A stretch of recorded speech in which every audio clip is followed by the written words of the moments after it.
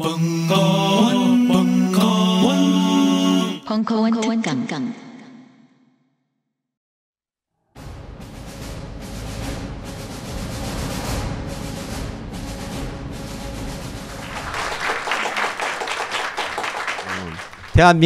민주공화국 대한민국에서 뭐 2세기 한나라 십상시가 집중 조명받고 있는 이 시점에서 마치 예상이라고 한 듯이 자기네들이 내가 아니고 벙커에서 특별한 강자가 있으니 바로 마키아벨리 군주론이다. 이래가지고 뭐 군주론은 나는 이거 처음 알았어. 나도 몰랐어요. 1513년 집필된 군주론이 단테의 신곡을 제치고 가장 많이 번역된 이탈리아의 고전이다. 나 이거 처음 알았다니까.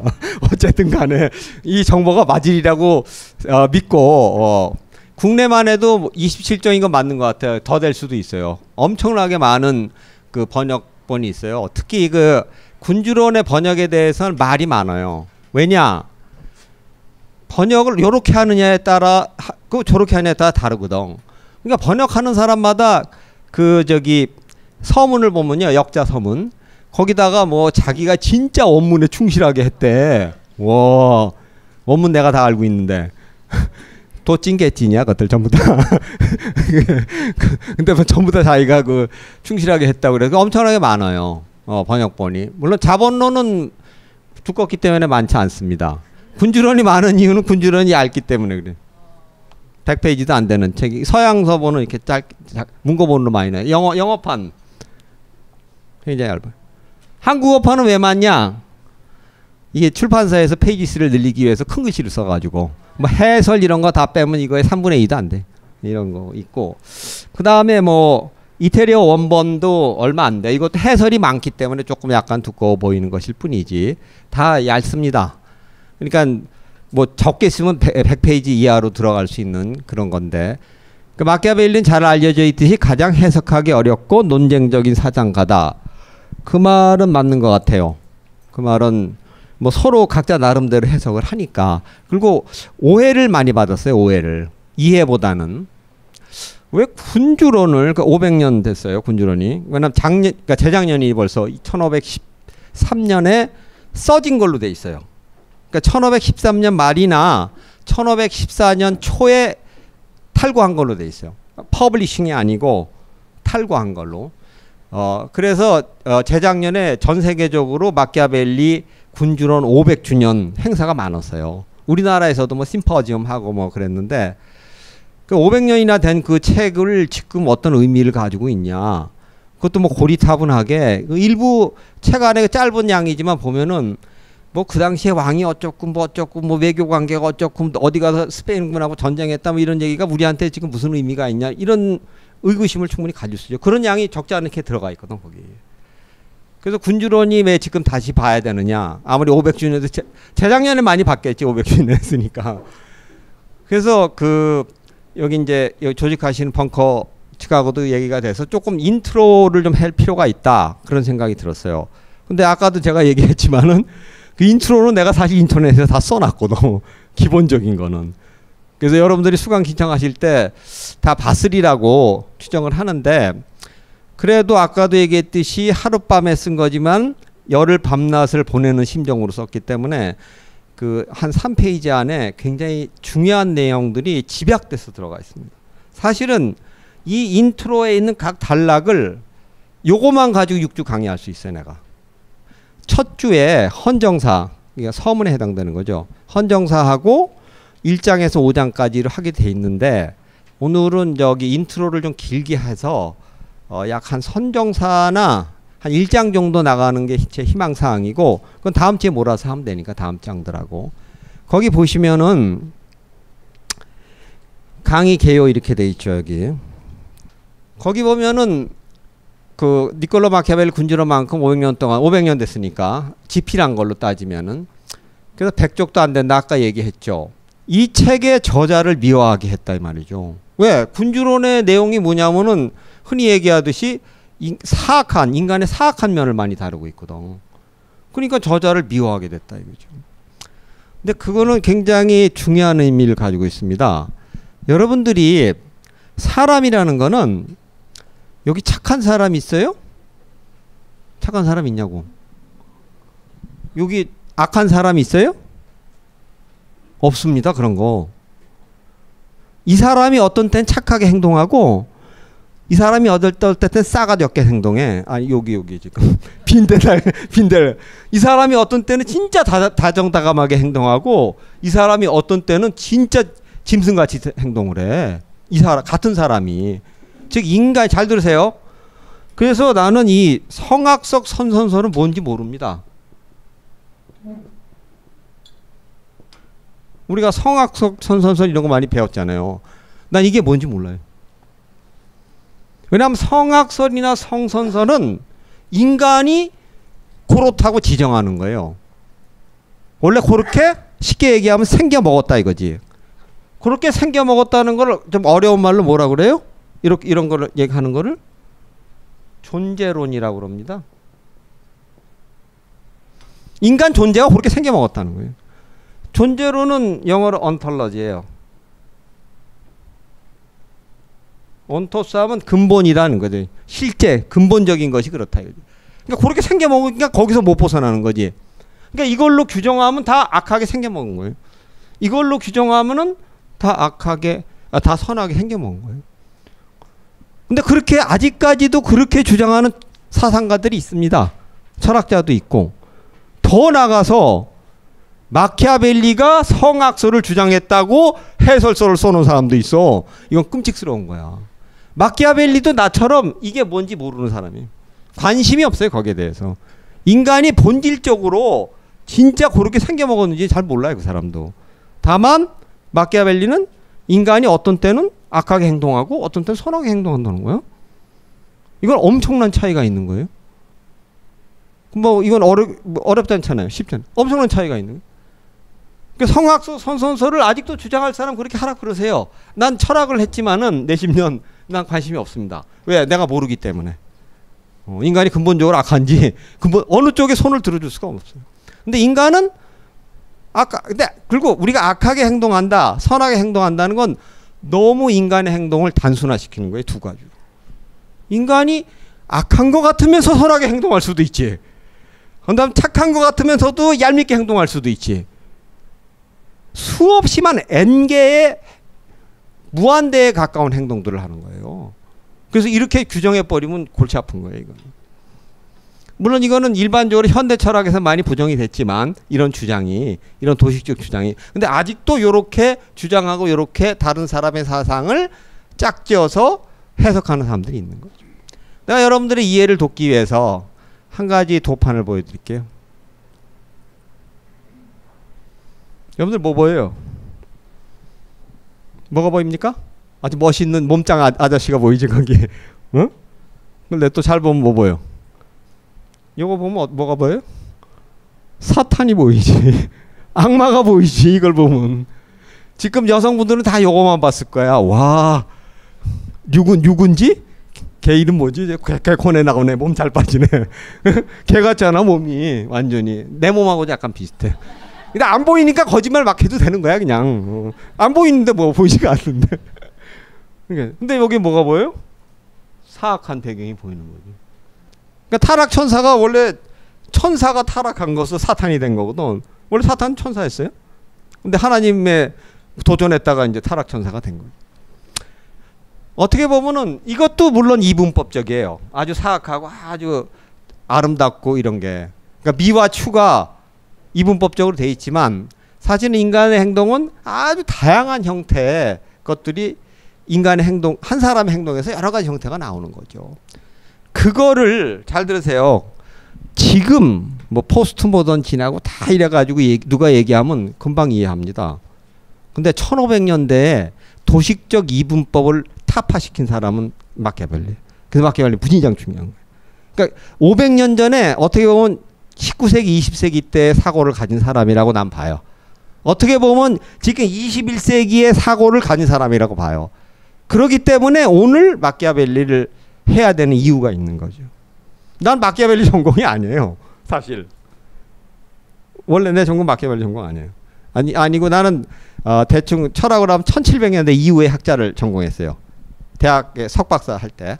그렇기 때문에 내 전공이 아닌데 어떤 계기로 해서 나중에 뭐 우리가 좀 시간이 많이 남은 얘기하겠지만 마키아벨리의 군주론을 이제 깊이 파괴됐는데, 뭐 또 하나 가장 큰 이유 중에 하나는 그 원어 해독력이 있으니까, 그러니까 지금 현대 이태리어뿐만 아니라 옛날 이태리어도 해석을 할 수 있기 때문에, 그래서 남들보다 원본에 접근력이 있어서 한 건데, 그래서 이렇게 된 거죠. 뭐 여러분들이 흔히 더 잘 아는 이건 아니고 요거, 이건 뭐예요?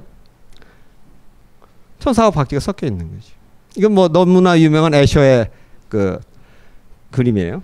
파나지, 목파나인데, 예를 들어서 문학책을 학교 다닐 때 많이 읽으라고 그러잖아요. 근데 문학책을 한번 질문해 봅시다. 여기 지금 앉아 있는 상태가 그 세미나식으로 앉아 있어서 내가 대화 처음에는 이상한데 아주 좋습니다. 그러니까 제가 질문하는 건 뭐 억지로 여러분들 고상명을 하는 게 아니기 때문에, 문학책을 많이 읽어야 되는 이유가 여러 가지 있을 텐데 그 중에 하나만 누가 한번 얘기해 보세요.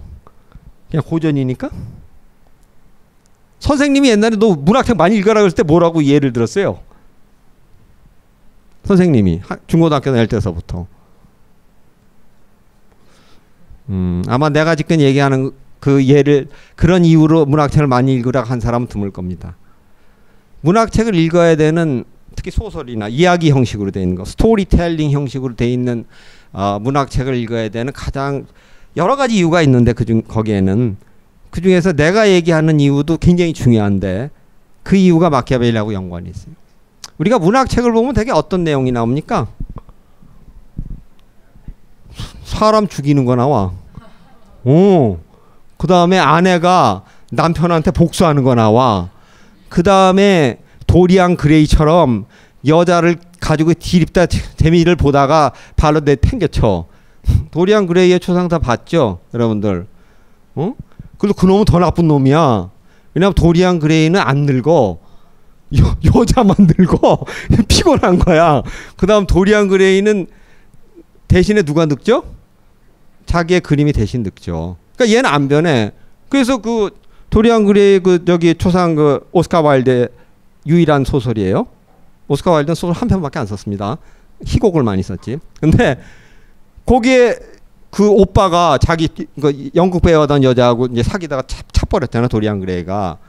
근데 오빠가 도리안 그레이를 갖다가 복수하려고 쫓아다니는 거야. 이놈을 찾아, 자기 여동생이 죽었으니까 복수하려고 그러는데 그 잡았어. 막 쫓아가가지고. 그 도리안 그레이 같은 놈을 딱 잡은 거야. 근데 내가 드디어 이놈한테 복수하게 생겼다고 해가지고 탁 돌려 세웠거든. 근데 도리안 그레이가 20대 초반의 얼굴인 거야. 지금 15년, 20년 지났는데. 그 수많은 세월을 여동생 복수하기 위해서 쫓아다녔는데, 그러니까 너무나 놀라는 거죠, 오빠가. 그래가지고, 그러니까 이놈은 또 아주 그냥 그 사악한 놈이니까, 아무렇지도 않고 왜 그러십니까? 그러니까, 죄송합니다. 그냥 가버리잖아. 그렇게 사악한 게 도리안 그레이야. 뭐 그런 내용 나오지. 뭐 죄아볼 라스콜리니코프가 도끼로 사람 쳐 죽였는데, 그럼 지금 내가 얘기하고 있는 거, 아니면 전쟁에서 뭐 참혹한 거, 그 다음에 뭐 강간, 폭력, 드사드의 소설은 또 다 뭐야? 변태. 여러분들이 일상생활에서 여러분들이 그걸 다 경험할 수 있습니까? 없습니다. 일부는 경험할지도 모르지. 일부는. 그 중에 일부. 없습니다. 우리가 소설 중에서 상당수 서정적이고 아름다운 사랑을 했다. 그건 누구든지 다 경험합니다. 나도 경험했어요. 지금도 그 옛날을 딱 추억하면 짠해 그냥. 근데 도끼를 사람 쳐 죽인 거 경험했다? 여기 앉아 있을 수가 없는 거야. 이거 지금 뭐야 이거? 그다음 도리안 그레이 같이 그렇게 방탕하게 하고 경험할 수가 없는 거죠. 상당수의 문학 작품에서 우리가 배우는 건 사악하게 행동하는 사람들의 것을 선제적으로, 잘 들으세요, 선제적으로 간접 경험하는 겁니다. 근데 그게 왜 중요한 줄 아세요? 여러분들이 일반적인 삶을 살면서 만약에 진짜 남한테 끔찍스러운 상처를 입고 남한테 진짜 사기를 당해가지고 전 재산을 날리고 이런 일이 있을 수 있죠. 근데 그러한 일은, 잘 들으세요, 당하고 나서 알아. 당하고 나서만이 안다고. 미리 알 수가 없어요. 미리 안다면 그런 일들만 자기 일상생활에 구성되면 못 사는 거지 사람들이. 그러니까 우리가 사악한 경험은 당하고 나서만 알기 때문에 이미 늦은 겁니다. 그거는. 문학작품을 통해서만이 미리 알 수 있어요. 그래서 문학작품을 진지하게 잘 읽은 사람은 세상을 좀 더 여유 있게 살 수가 있어요. 세상이 어렵다는 거 알아요. 세상이 힘들 수 있다는 거 미리 알 수가 있어요. 그래서 예를 들어서 저기 우리 고등학교 학생들 있잖아요. 막 입시 공부 딥다하다 자살하잖아. 아니 내가 지지난 11월 달인가 여기 서울시 교육청에 와서 조희영 교육감하고 대담했었어요. 북토크 했는데 그때도 막 난 교육에 대해서 그냥 정말 모르는 사람이거든. 근데 어떻게 나한테 연락이 와가지고 조희영 교육감이 대담하자고 대담했는데 그래가지고 딥다 공부했어. 공부를 딥다 했는데 보니까 끔찍스럽더라고 우리나라 교육 현장이. 난 대학에만 있어가지고 외국에서도 대학에만 있었으니까 그걸 몰랐거든요. 그거를 우리나라 교육 현장을 생각하면 땀나요. 땀나. 목도리 한. 그래가지고 그러니까 끔찍스러운 거야. 근데 걔네들이 어떠한 끔찍스럽고 자기가 아주 곤란한 상태에 빠졌어. 상처를 받은 상태에 빠졌어. 그럴 때 저는 여기 중학교 때 소설을 많이 읽었는데 중고등학교 지금 고3 될 때까지 문학작품을 많이 읽었더라면 마음의 상태가 그렇게 극단적인 결단을 안 했으리라고 봅니다. 난 그래서 여러분들한테 진짜 괜찮은 문학작품들 고전들을 읽는 이유가 바로 그런 면에서도 중요하다고 봐요. 애들이 밤낮 무슨 영어 수학 뭐 풀고 이러고만 했으니까 자기 머릿속에 들어가 있는, 잘 들으세요, 자기 감성 조절의 데이터베이스가 없는 거야. 적으세요. 감성 조절의 데이터베이스 엄청나게 중요한 개념이야. 제가 이제 가끔 여러분들한테 되도록이 많이 주고 가야 되기 때문에 적으라고 그럴 땐 적으세요. 알아서 적겠지만 감성 조절의 데이터베이스가 빈약해가지고 어떤 자기한테 그런 급박한 상황이나 누구한테 당했다거나 아니면 뭐 이지매 현상을 느꼈다든가 따돌림을 당했거나 어떤 힘든 과업이 주어졌을 때 그거를 잘 어떻게 못하는 거예요. 그래서 문학작품이 중요해요. 여기까지는 전반부. 근데 문학작품이 중요한데 그럼 그 문학작품을 쓴 오스카 와일드나 그 도스토옙스키나 아까 제와벌처럼 그 사람들을 우리가 존경합니까 안 합니까? 존경하죠 뭐 대충. 그리고 뭐 미인이다. 뭐 오스카 와일드 문호라 그러면 막 방대한 써. 그러니까 문호라고 글지는 않지만 뭐 도스토옙스키 정도 되면은 뭐 문호 이렇게 얘기를 하죠. 뭐 우리나라도 박경래 선생님 토지 소설 보면 끔찍스러운 사건들 많아요 그 안에. 그러니까 뭐 문호죠. 박경래 선생님도 문호죠. 내가 볼 때 여성한테 문호란 말 안 쓰는 난 잘 모르겠는데 문호인데 그분도. 그래가지고 그렇게 존경을 해요. 근데 마키아벨리는 다릅니다. 왜? 마키아벨리 사람들이 마키아벨리가 곤모술수자로 착각을 자꾸 해요. 그 사람 저자인데. 근데 문학을 쓴 사람은 그 문학 작품에 나오는 주인공이나 조언이나 나쁜 짓 많이 하는 사람하고 작가하고를 아이덴티파이 하지 않습니다. 사람들이. 근데 사상서를 쓴 사람은 아이덴티파이 해요. 그리고 이데올로기적으로 아이덴티파이 한 대표적인 케이스가 마르크스예요. 마르크스가 무슨 혁명하라 어쩌고 썼지. 지가 마르크스 전기 읽어본 사람 있는지 모르지만 혁명할 수 있는 사람이 아니. 그 사람은 말만 많았지. 이거 쓰고 막 이래. 지가 무슨 혁명해. 혁명은 누가 했어? 레닌 같은 사람이 하는 거예요. 왜? 뭐 김생 선생님 강의 때 들으셨는지 뭐냐. 마르크스 이론에서 가장 빠진 게 뭐죠? 권력론이에요. 멍청한 놈이야. 그런 면에서 볼 때 내가 마르크스가. 마르크스 사상에서 가장 빠진 게 권력론이에요. 그래서 경제 이론에 파삭해도 정치 이론에 가서 삐딱거리는 거예요. 그게. 이유가 바로 거기 있어요. 그거를 딱 깨치한 사람이 누구냐? 레닌이에요. 그 레닌이 국가와 혁명을 썼을 때 권력을 확 집어넣지. 그거 가지면 실행할 수 있지. 혁명했지. 그래서 성공했어. 근데 근데 마르크스 사실 그렇지 않은데 마르크스 같은 게 우리나라에서는 아이덴티파이예요. 그런 건 특별한 케이스고 나머지는 아이덴티파이 안 해요. 여기 이 작가들은. 그리고 마키아벨리 같은 경우는 아이덴티파이예요. 똑같이 작가가 마치 무슨 겉모술수 하는 사람처럼. 그 이유는 뭘까요? 사람들이 다 알아. 문학은 은유라고. 즉 허구라고. 픽션이라고. 가짜라고. 만들어낸 얘기라고. 근데 사상서를 쓴 마르크스나 아니면 마키아벨리는 왜? 직설법을 쓰거든. 은유를 안 쓰기 때문에. 그러니까 픽션에서는 은유, 환유, 뭐 별 알레고리 별걸 다 써요.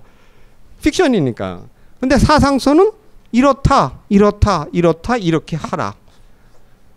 직설법을 쓰기 때문에 마치 사상서를 읽다 보면 그 저자하고 사상서를 바로 일치시켜버리는 경향이 생기기 때문에 마키아벨리를 여기 있듯이 책의 저자를 미워하게 된 거죠. 그게 큰 차이예요. 문학 작품하고 사상사하고. 그렇죠? 더군다나 그 어떻게 보면 조심스럽게 쓰지 않고 이렇다 저렇다 쉽게 말해서 단언이 많거든. 단언을 한단 말이에요. 그렇기 때문에 마키아벨리는 더욱더 그런 그 운명에 처했었던 거죠. 지난 500년 동안.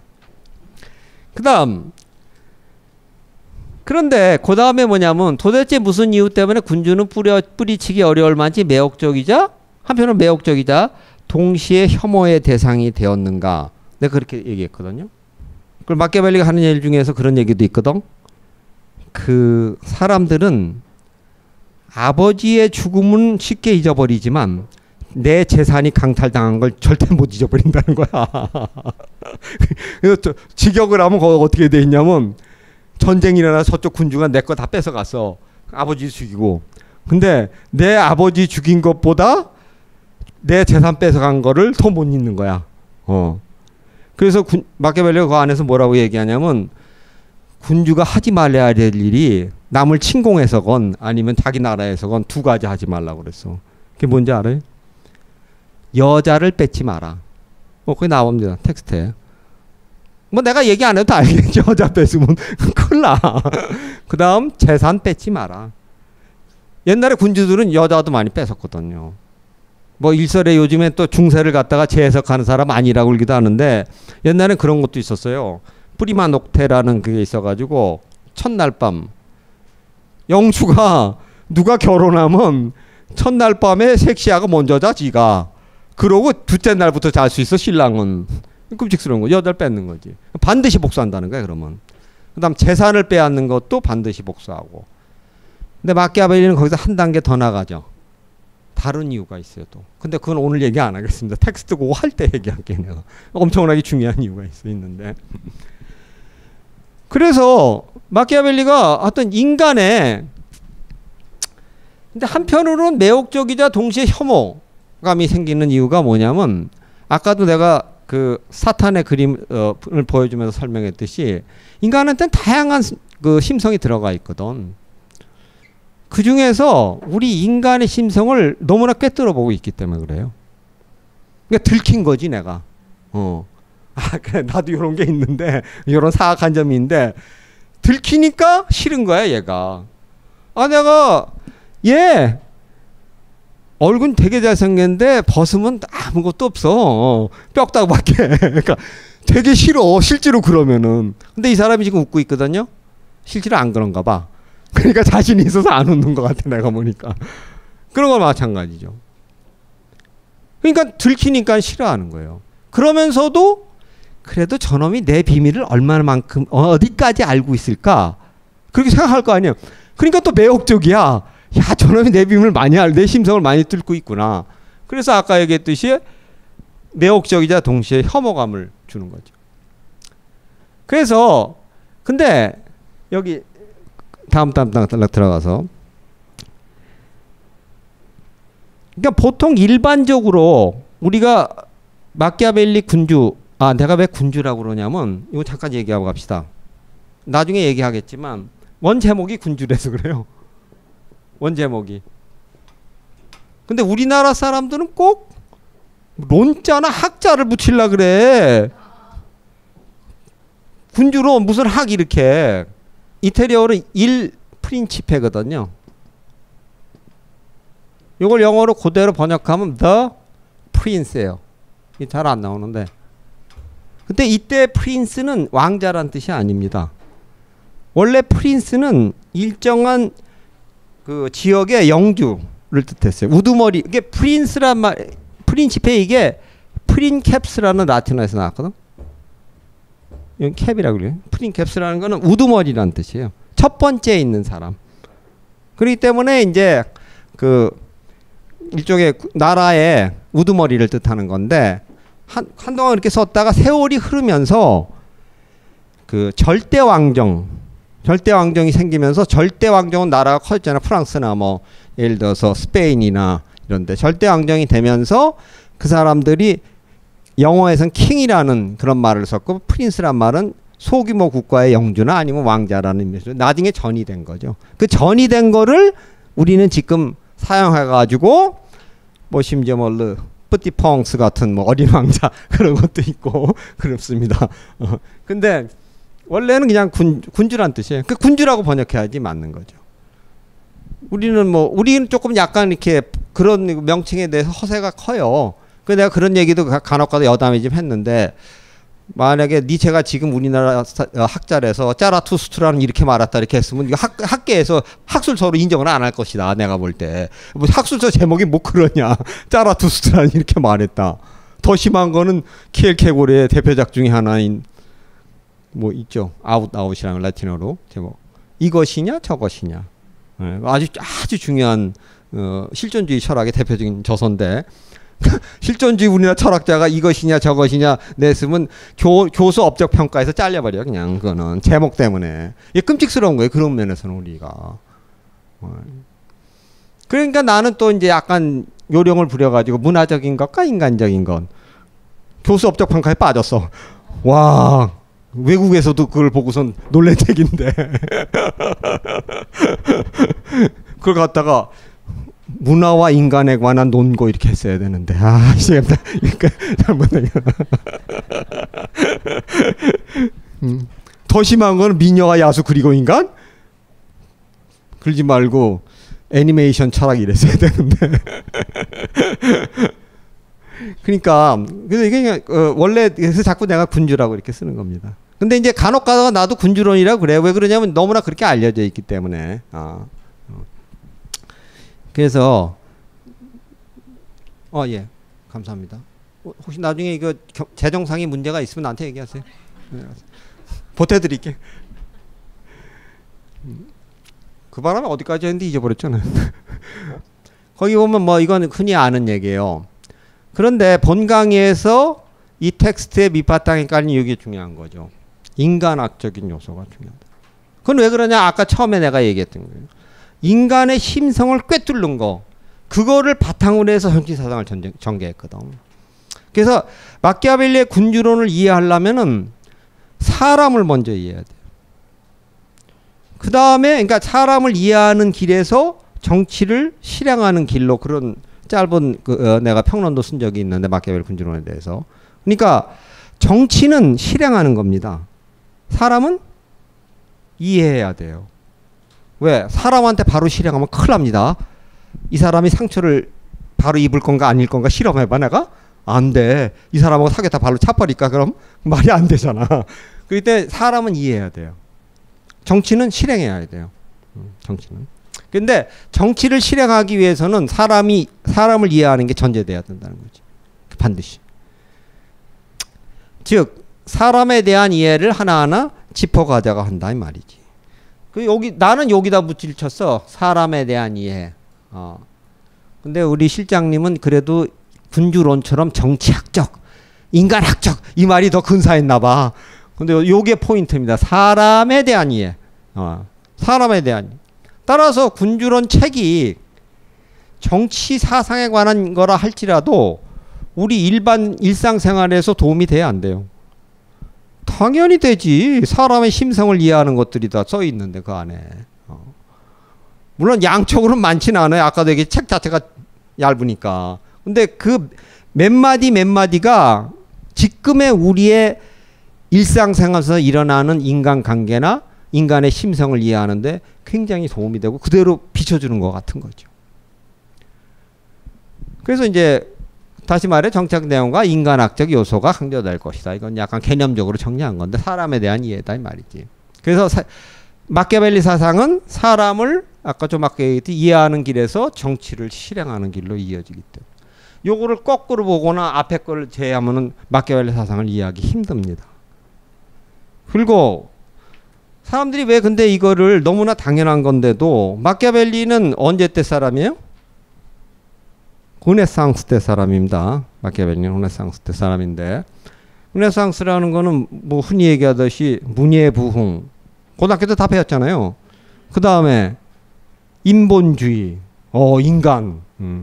그래서 피코 델라 미란돌라라는 그 르네상스 시대 때 유명한 저술가가 쓴 말이 인간의 존엄에 대하여, 디니타스 호미니스에 대해 썼잖아요. 데 디니타스 호미니스. 영어로 on human dignity. 아주 유명한 글이에요. 인터넷에 때려봐도 있어요 지금. 인간의 존엄에 대해서 피코 델라 미란돌라 하면 딱 나와. 그러니까는 물론 그런 르네상스 시대 때 인본주의 시대에서 살았기 때문에 더더욱이 그 자기도 마키아벨리 자신도 인간에 대한 이해를 중요시하고 그거를 바탕으로 해서 정치론을 전개했던 거죠. 굉장히 중요한 거예요. 따라서 이때 정치론이 지금에 안 맞을 수도 있어요. 그건 어떻게 보면 금방 알 수 있지? 여러분들, 에? 조금 더 그냥 더 쉬운데 지금 거의 비슷하게 갔어요. 제도라고 그러셨는데. 저기 이따가 저거 있죠? 마친 사람한테 주는 저기 그 선물 커피 한 잔 있습니다. 특별히 요 선생님한테 드리세요. 확실하게 요 모자 쓰신 군주에 대해서 썼기 때문에 그냥 형식적으로 안 맞습니다. 형식적으로. 왜냐면 책 제목이 군주인데. 근데 심지어 정치학을 하는 사람도 요걸 잊어버린 사람이 너무너무 많아요. 우리나라 정치학자 중에서도. 서양도 마찬가지고. 군주에 대해서 썼잖아. 군주에 대해서. 그럼 지금 군주가 없잖아. 있는 나라도 있어요. 저기 이쪽에. 우리 형님 김씨. 뭐 지독한 군주가 있는데 뭐 어디 다른 데도 또 있는데 형식적으로는 안 맞는 거지. 그러나 조심해야 돼요. 내용적으로는 지금도 많이 맞습니다. 왜? 민주공화국 체제에서 행정수반이 군주처럼 행동하는 사람이 너무 많거든. 우리나라에도 있었고 있어 지금도. 다.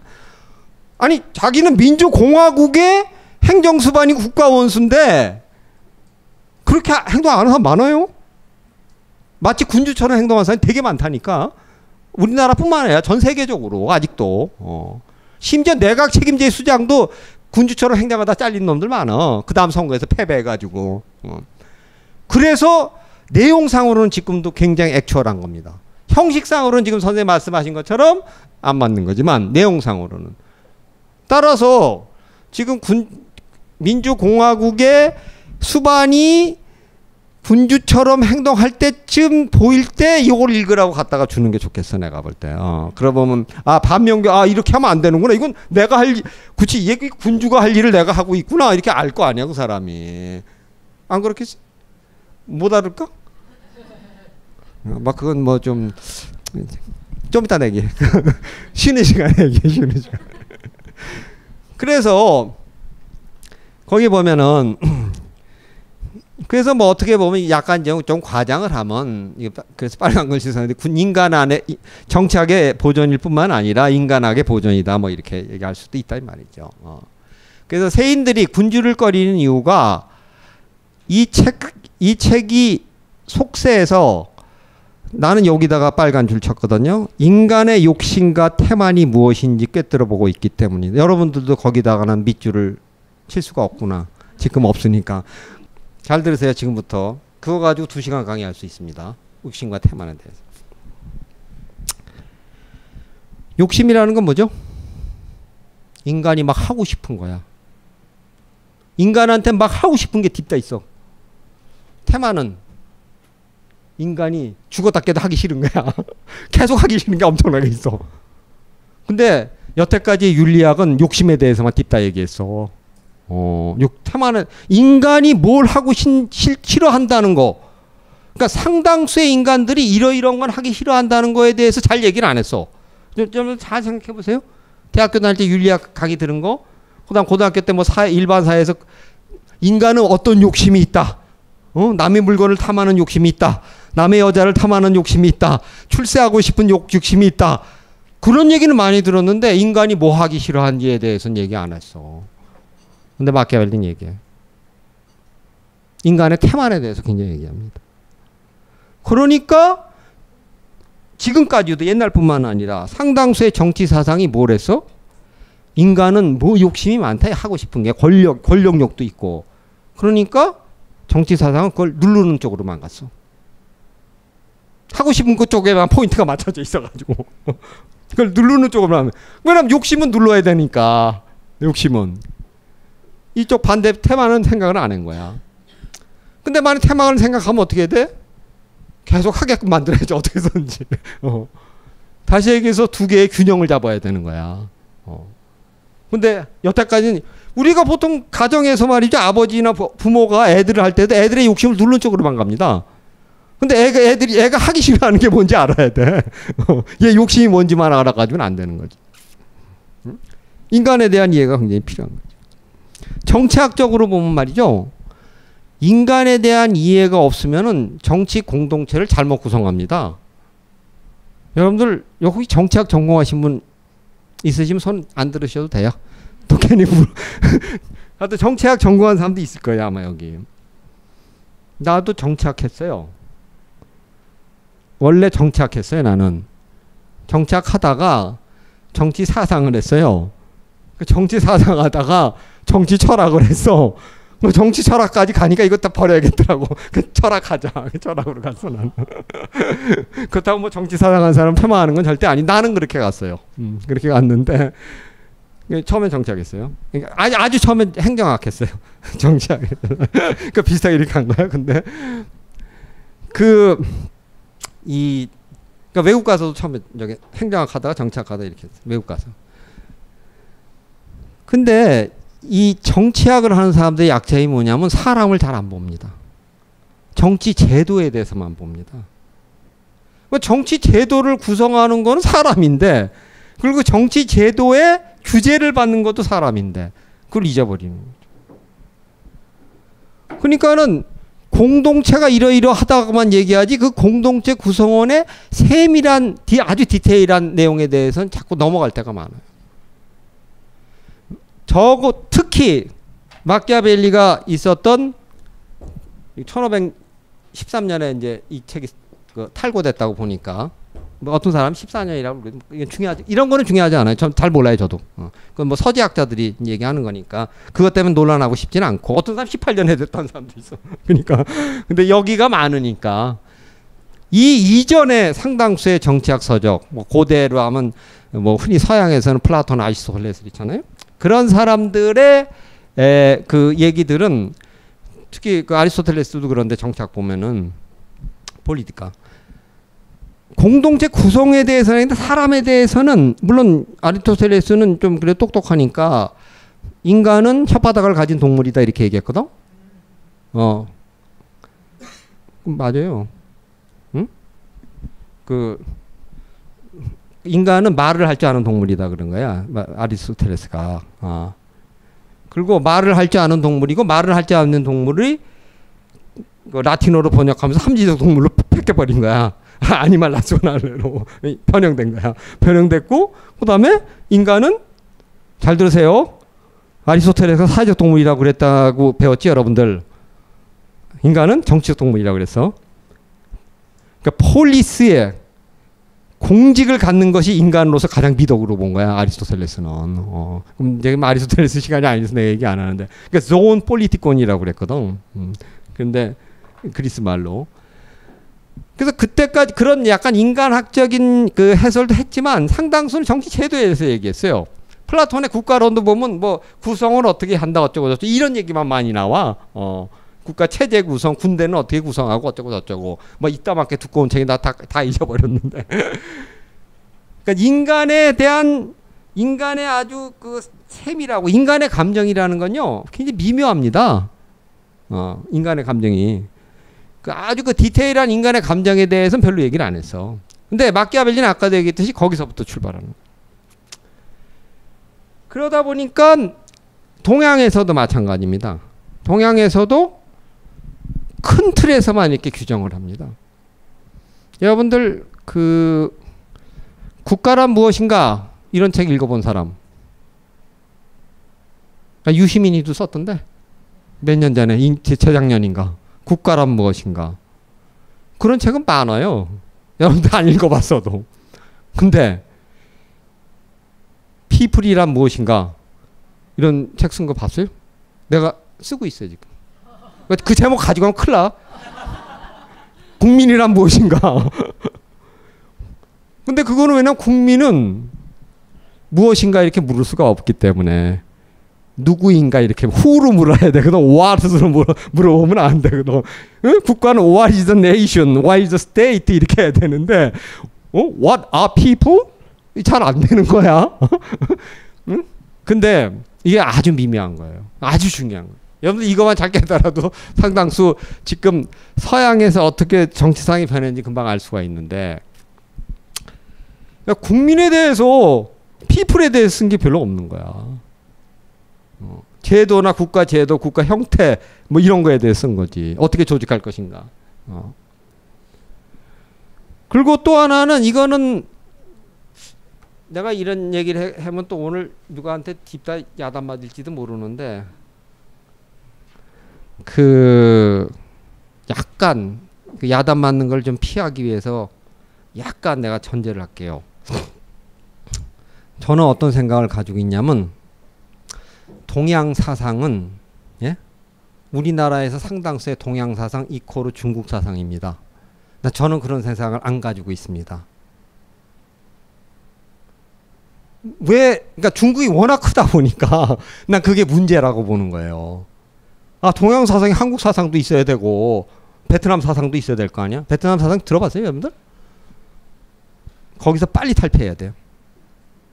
우리 큰일 나요. 그러한 그 편협성 거기서 중국이 아무리 크더라도 그쪽으로 동일화하면 안 됩니다. 근데 우리나라에서 중국 사상 이코로 우리 형님도 그래. 김용옥이. 나 김용석이거든. 그거는 아주 나는 위험하다고까지 봅니다. 뭐 라오스 사상도 버마 사상도 동양 많잖아. 또 일본 사상에 대해서는 별로 안 해요. 우리가 뭐 노노 공자 맹자 뭐 한비자 해가지고서 뭐 띠다 해도 안 하는데 그거는 물론 그 공부를 하지 말라는 거 아니에요. 거기에 더해서 다른 걸 더 해야죠. 즉 다양성이라는 건 말이죠, 여러분들 엄청나게 중요한 거예요. 이거 다양성. 다양성이 없으면 다 죽어요. 사람들이 여기 젊은 학생도 있는데 젊다고 그래야 될지 뭐 어리다고 그래야 될지 뭐 잘 모르겠어. 근데 좌우지간 영보이예요. 영보인데 근데 계속 다양성을 강조하잖아요, 여러분들. 다양성이 중요하다고. 근데 다양성이 왜 중요한지 잘 모르잖아. 다양성이 중요하다고 강조하는 거는요. 다양성이 그냥 중요해서가 아니고 생존의 문제이기 때문에. 다양성이 없으면은 생물학적으로도 생명체가 빨리 소멸합니다. 여기도 다 다양해야지 같잖아요. 왜? 다양성이 없으면은 외부 팩터에 대해서 전멸하거나 다 살거나 그래요. 다양성이 있으면 어떤 사람은 코감기 걸리고 어떤 사람은 목감기 걸리고 어떤 사람은 감기 바이러스에도 에볼라처럼 죽고 어떤 사람은 아무렇지도 않아요. 그래서 공동체가 유지가 됩니다. 그거는 우리가 생물학에서 알고 있는 거예요. 다양성이라는. 다양성은 잘 들으세요. 난 이 고상한 철학자의 실존의 문제가 아니고 생물학적 생존의 문제이기 때문에 중요한 겁니다. 따라서 다양성을 주장할 때 가장 강력한 논리가 여기 있는 거지 다른 데 있지 않습니다. 물론 약한 논리도 있어요. 재밌는 논리. 쉬기 전에 잠깐 2분 남았으니까. 그 짜장면 좋아하지? 이건 통계에 나온 거야? 수능 시험 아직 봤나? 나중에 보게 될 거야. 근데 수능 시험 끝나는 날 제일 매출이 올라가는 데가 어딘지 알아요?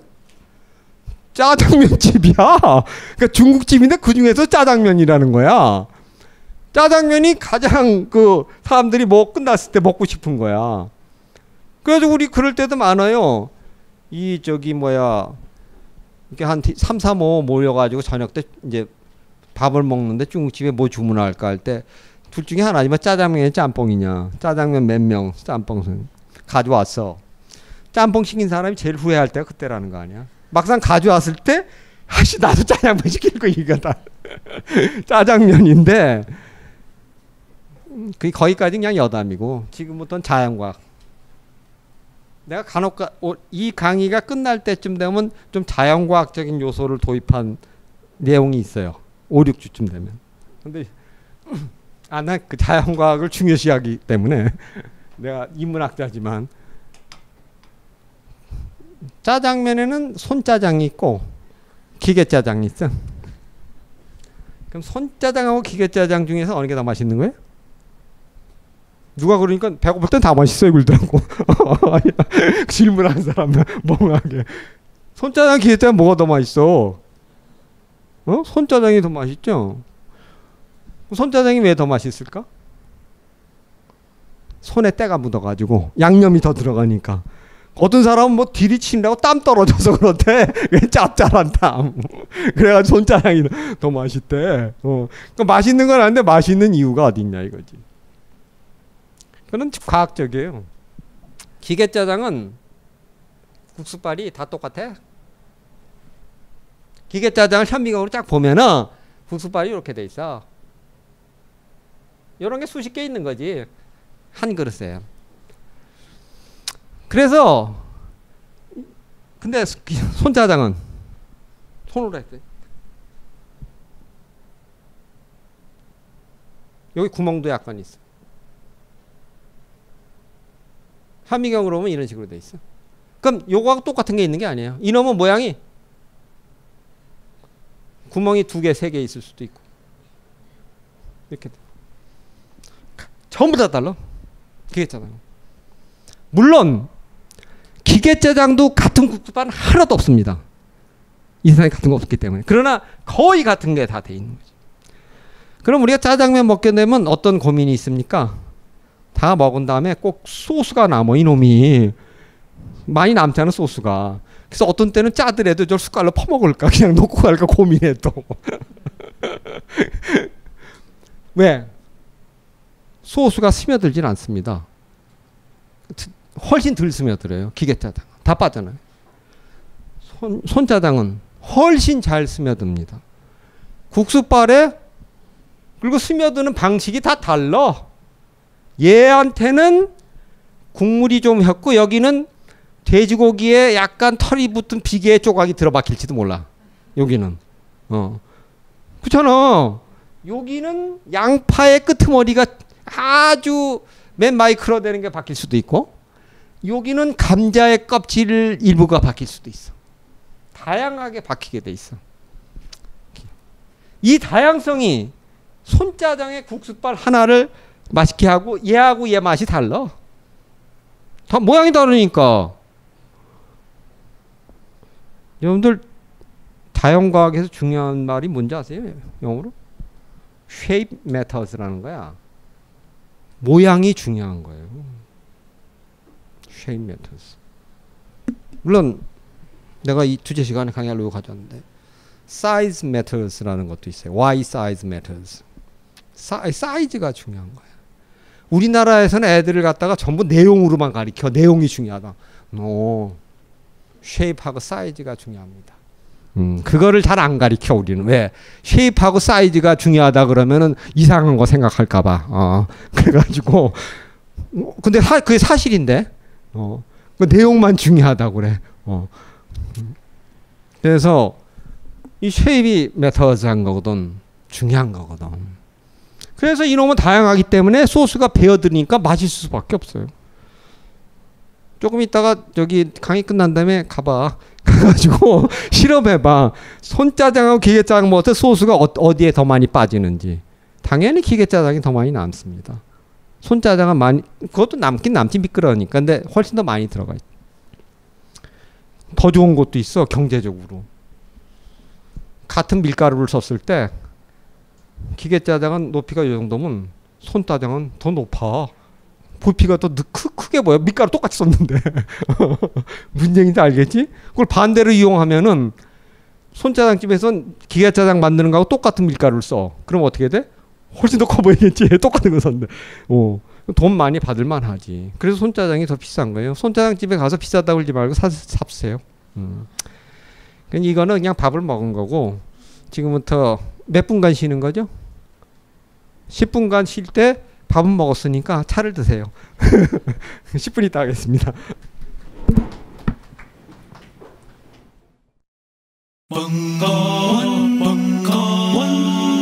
벙커원 특강